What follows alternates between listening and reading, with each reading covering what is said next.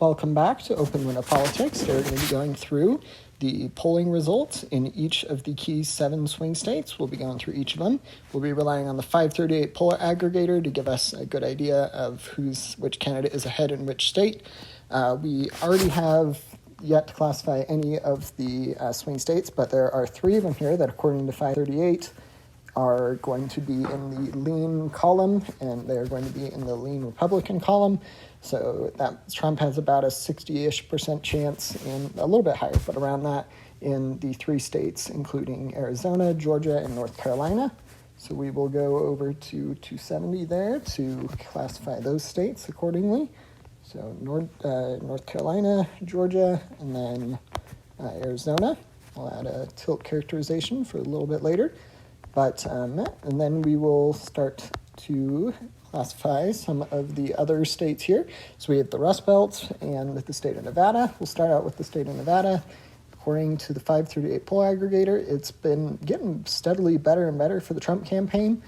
I believe he is ahead. Yes, he is currently ahead by a narrow margin, but still nonetheless ahead.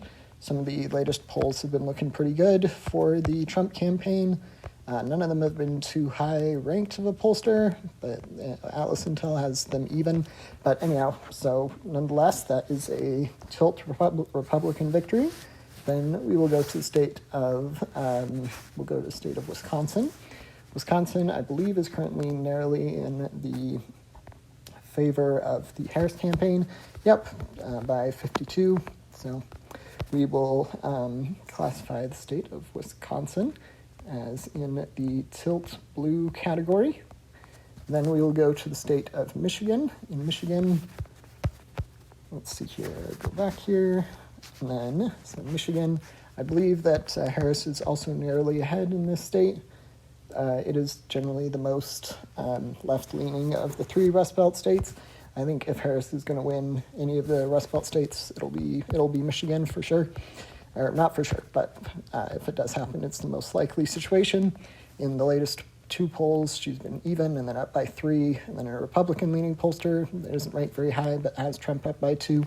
But anyhow, and they take into factor other considerations other than just polling, but nonetheless, that is going to be in the tilt blue column for the Democratic ticket.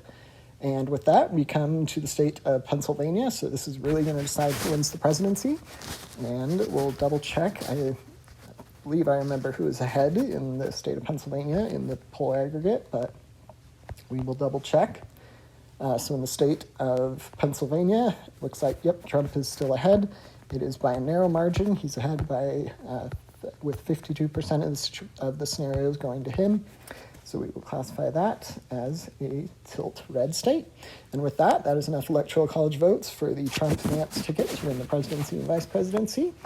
It is a bit of a change from some of my predictions earlier. The Trump campaign is kind of picking up momentum and is doing better in many of the swing states. So we'll have to see if this correlates and ends up being the map on election day or in the days following it. But feel free to let me know if you have any questions about any of the polls or forecasts we went over today. And don't forget to like and subscribe. Thanks. Bye.